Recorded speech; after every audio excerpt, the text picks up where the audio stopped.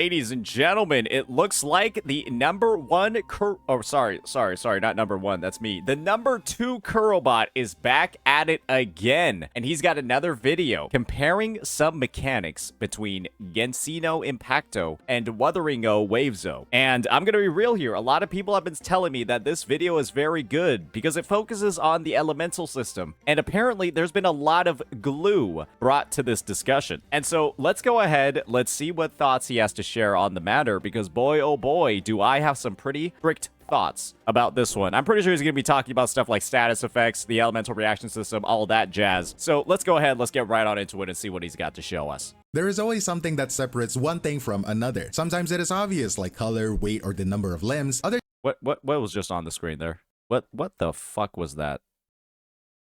Oh god. Weight or the number of limbs. Other times it is more abstract. Why one guy farms W's in the chat while the other one gets scrutinized to hell, even though they're probably making the same arguments. Why two things can look the same but only one of them feels right. We spend a lot of time trying to define those differences. It is kind of our thing. We like systems that draw lines between categories. Fire beats grass, rock beats paper, gun beats sword. That sort of logic comforts us. It makes the world easier to digest. And in games, nothing embodies that impulse more than elemental systems. They are everywhere. They're easy to explain, easy to... There will be a lot of people that tell you that elemental reactions, or like elements in general, were like not a thing until Genshin Impact. Non-sarcastically, yeah. There are so many people that have made like videos and have talked about the matter, and they act like Genshin is the first game ever that had an elemental system. Absolutely insane. To market, and when they are done well, they add depth, synergy, identity. But when they are done poorly, or worse, when they feel meaningless, it all starts to collapse. Suddenly, every character feels the same. Every fight starts to blend together, and the illusion of choice turns out to be just that, an illusion. That is actually where Wuthering Waves started. When it launched, one of the earliest criticisms was that the characters felt interchangeable, that there wasn't enough variety, that it didn't matter who you brought because the systems didn't reward difference. Elemental identity existed technically. Glaive, this is a huge miss. You needed to put Jinxie and Changli on here and say that they played exactly the same. But it wasn't doing anything meaningful. Genshin and fucking... Oh, never mind, it's here. It's... Oh, no, it's here. It's here. Oh. Genshin and fucking... Changli kind of play the same fucking way.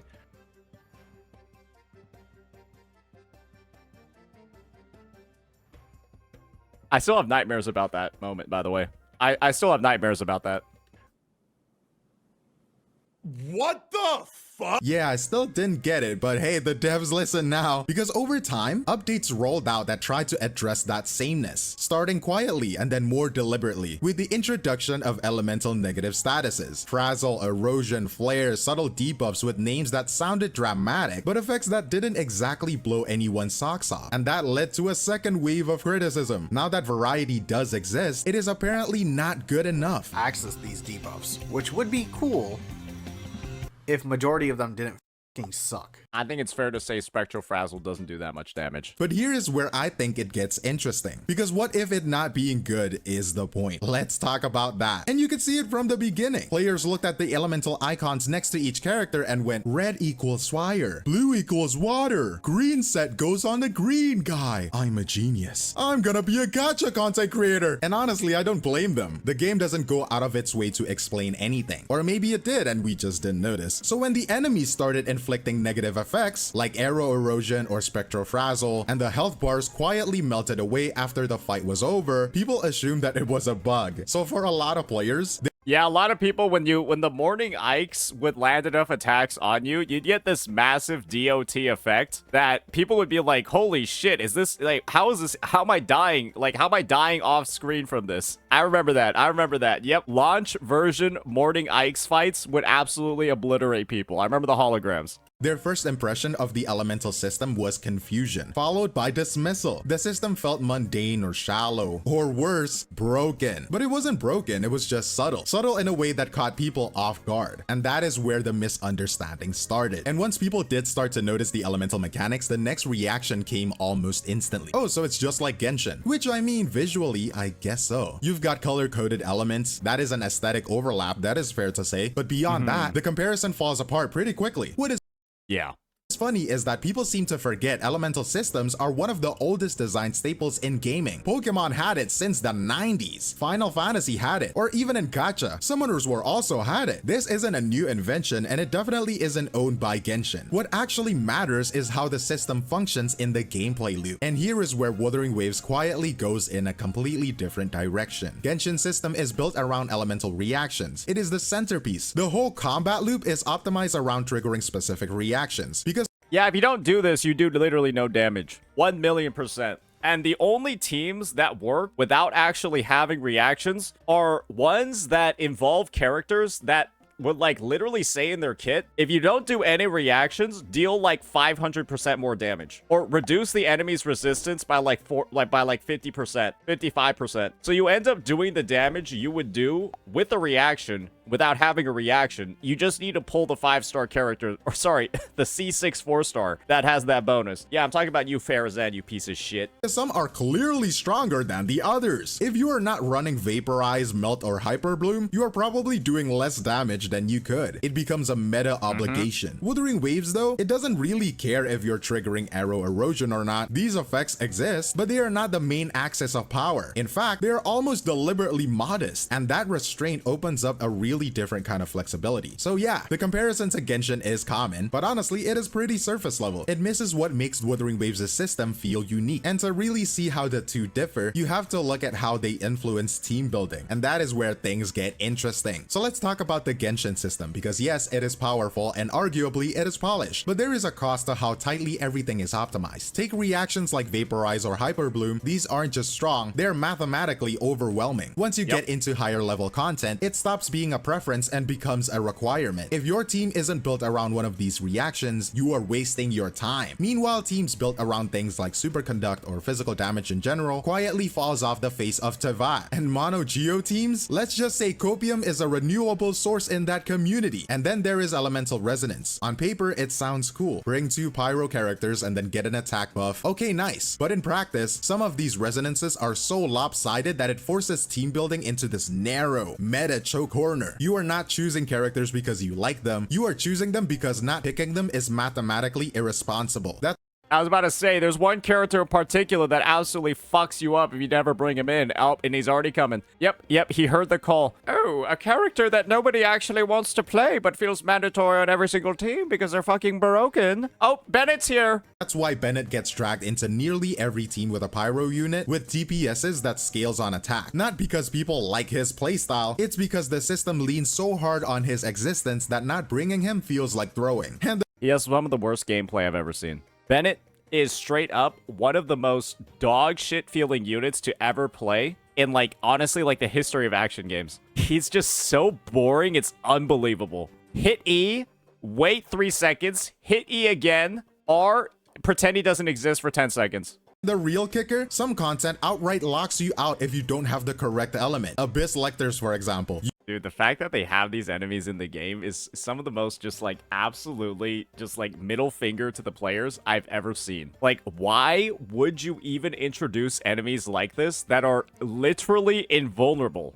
It's not even that you deal less damage to them. They're literally invulnerable. You walk in without the right counter element and you're basically doing 0 damage. It is not even about strategy at that point. It is a hard stop. So yeah, Genshin's system has depth, but it is depth with a leash. You're allowed to explore until you are not. And that is where Wuthering Waves quietly breaks away. Wuthering Waves takes the opposite approach. It doesn't slap you on the wrist for using the wrong element, it just quietly lets you deal less damage. Enemies have resistances, sure, but they are not immune. You can still bring an arrow character into an arrow boss. Well, except for the prisms, but the prisms aren't in any meaningful endgame content, except the overdrive zone, which is not time-gated. So yeah, I don't think I've seen a single prism in, like, time-gated endgame content. The game won't stop you, it just won't reward you for it. And that, like, there's not a single prism in Whimpering Wastes. that sounds like a small difference, but it's not. It fundamentally shifts the tone of how you build teams. There are no Abyss Lecter style brick walls. The only real exception— Believe me, if Whimpering Wastes was designed by Hoyo, they would have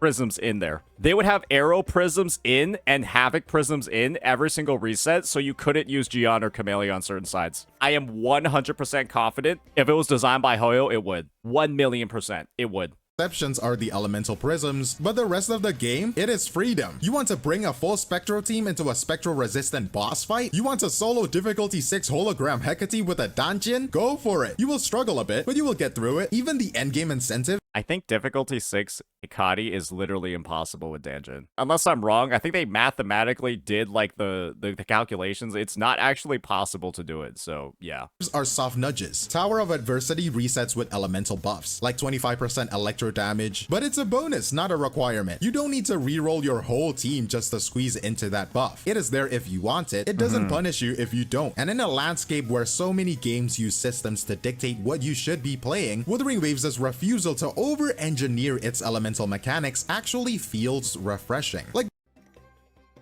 Yep, this is the thing. If you're a lower invested player, you need to use the floor buffs to clear, right? If you're like level 80 or you just hit level 90 on your units and like your echoes and maybe like your skills aren't like maxed out, you need to use the floor buffs to clear.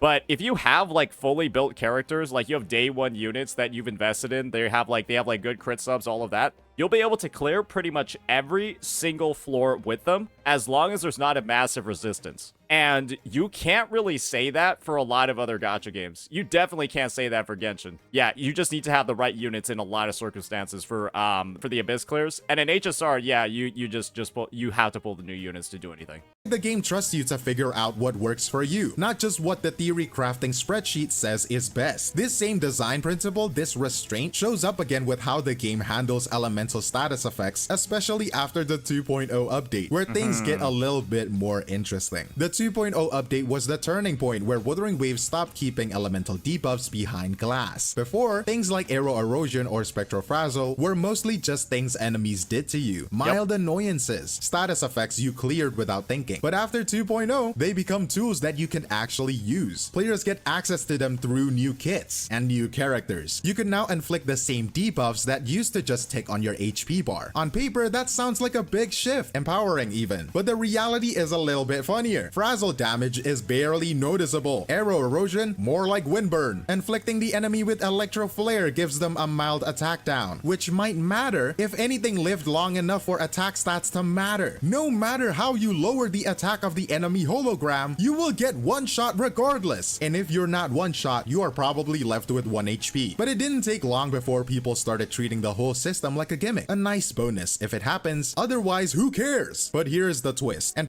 my take is, you don't need to fix what isn't broken. And what I like about the current system of the elemental status effects is that they don't warp the meta in a ridiculous way, because the meta in the game really didn't need like fixing in the first place. They're literally, in my opinion, they function as like the cherry on top, and they never needed to be anything else. probably the part that is going to age best. That is actually the point. Because in most games, especially gacha ARPGs, elemental effects are over-engineered. You start with a cool system, and then before long, you are neck deep in spreadsheets trying to maximize uptime on a 7-second debuff that enables a 0.3-second reaction window for your real damage. How many Hu Tao charge attacks can I fit into the uptime of Jing Cho's Flying Sword Rain Blades? Like, bro, it's like, okay.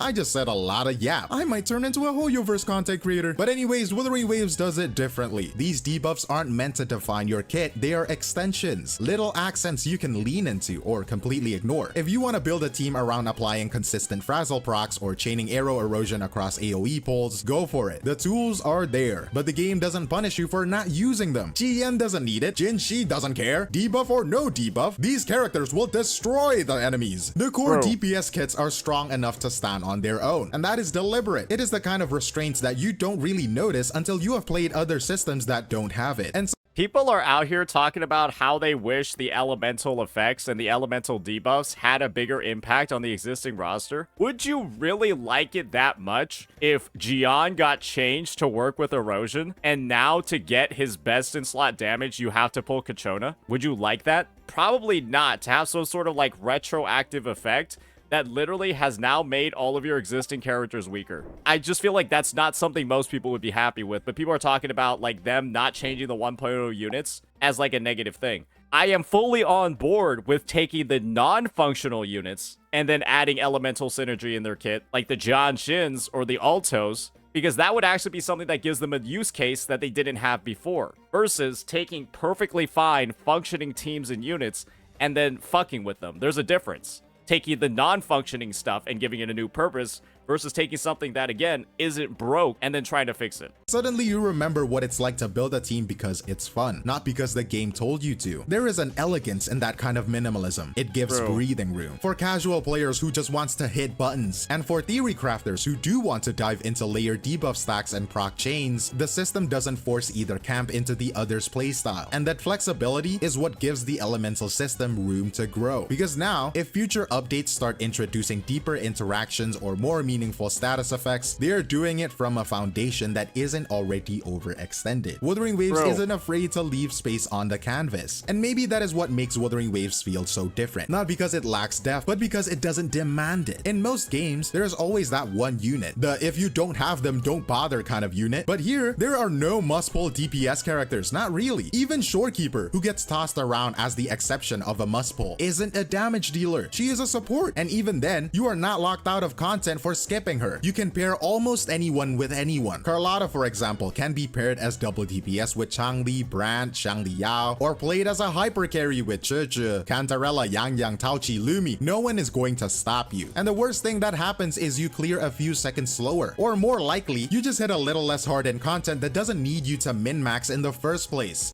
Nobody has ever needed a character's best in slot support to clear any content in the game. There is no content in the game that requires any best in slot support for somebody to be able to get full rewards, full everything. Absolutely nothing. And I think that's really the part here that makes it so fundamentally different from these other games, where if you don't have the best in slot, boy oh boy, you better have some broken fucking 4-stars like Genshin Impact, or you just don't play the game like HSR. And that extends to the elemental system. Debuffs like Frazzle and Erosion aren't some hidden nuke mechanics. They are not game-breaking, and they're not trying to be. They are just another way to flavor your damage, another layer to explore if you want it. They're literally the same exact thing. Erosion and Frazzle and probably every other debuff in the game, it's literally just the same as having a damage type. I think that's what a lot of people don't fundamentally understand, is that they want this elemental system to do a lot more, when again, it doesn't need to. Just like how Jian does heavy attack damage, Jinsei does resonant skill damage with coordinated attacks, Brant does basic attack damage, and so does Camellia. Those are just their damage types, and they have specific buffers that work with those damage types. And similarly, right, you got your Spectral Frazzle damage dealers, like your Zanies. Spectral Frazzle is just another damage type that they're doing. And then you have the supports, like Phoebe. Then you have the Arrow Erosion support, like Cartithia, who, guess what, amplifies arrow erosion damage. And that's the thing. It's just in there like that. And you want to know kind of like what makes these kits feel naturally a little bit more balanced? 90-something% of Jian's damage is heavy attack. Straight up. Like 90+% of his damage is heavy attack. When it comes to Zani's overall damage, it's not close to 90. And so even if you get Zani's like best in slot buffer, you're not buffing as much of her damage as like a heavy attack buffer is buffing Jian's. And that's kind of like the big difference between the two. It's balanced in that way. There is no spreadsheet yelling at you to keep your uptime perfect, unless you're a Colcharo main. What Wuthering Waves gets right is subtle. It is not about forcing you to play a certain way, it is about inviting you to. The elemental system doesn't chase the high of a perfectly timed Hyper Bloom reaction. It doesn't punish you for ignoring it. You don't need to time anything for Hyper Bloom though, that's a bad example.